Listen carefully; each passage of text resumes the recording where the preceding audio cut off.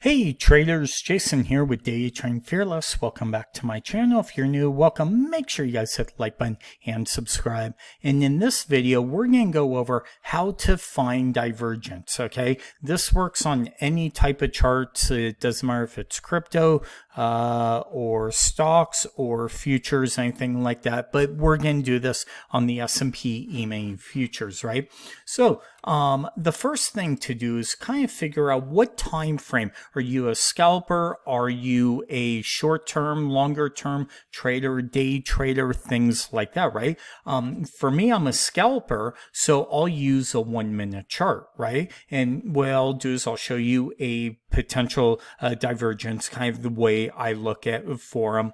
But then we'll also go up to like a 5-minute, 15, half hour, hourly, daily to show you how you could trade these on a bigger time frame, right? So the first thing we're going to do is we're going to look on a very short time frame, right? And what I'm looking for is I'm looking for prices to kind of fall, something like this right here, right? You see big red candles, sell, sell, sell, sell, right? And if we zoom in here, we could see hard selling, right? And then right here, okay, we make a low.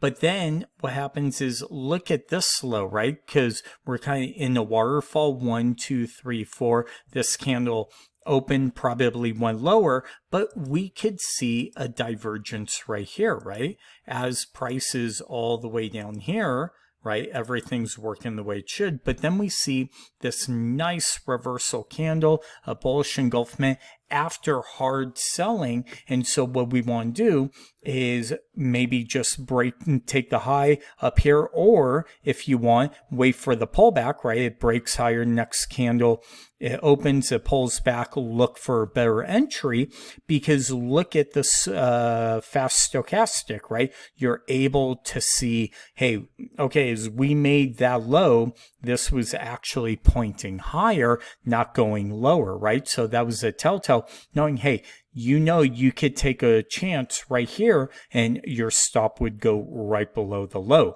Look at this, sell, sell, sell, right? Hard selling. We kind of pause, we make a low. Okay, and then as we kind of take out that base, we make a new low, and look at this. Here's our divergence. You could wait for a potential break. Okay, that's the best thing. Also, a potential reversal candle, and look to get long if you want. You could wait for the kickback, which you guys know I love kickbacks, right? Because it reduces my risk. Here's the kickback, and then the move higher. So that is one way of looking at it on a very, very short term. Let's go to a 5-minute chart, right?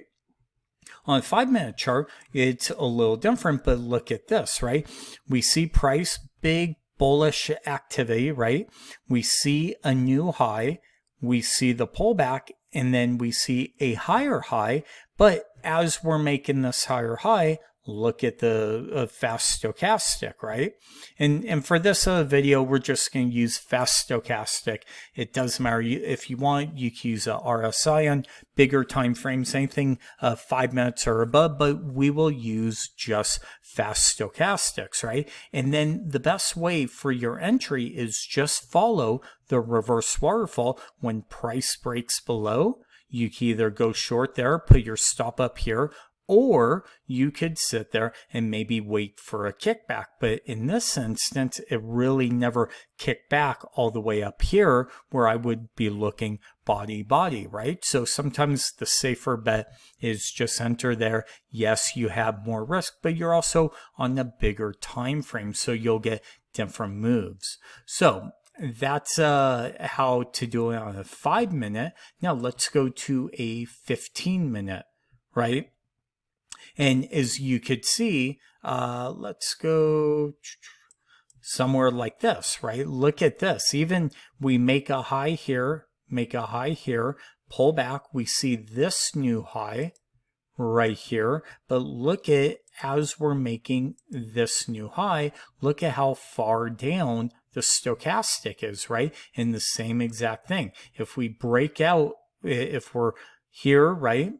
bull flag, we break out above. Well, if we break below that, that's your entry, and just ride the thing down and look at the move this thing had all the way down, right? You could have picked up probably, maybe 100 points on this move, right? Look.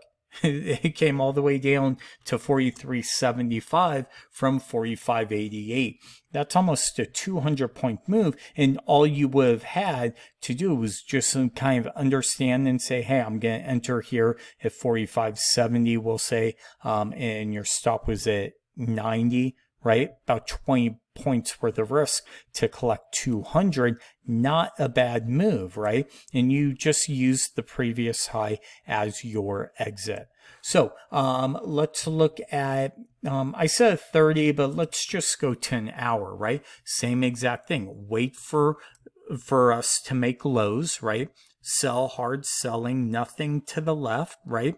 We make a low, bounce, make a new low, which is a nice reversal candle, and we could see the divergence right here, right? From this low, this low to this low, this low to this low, right?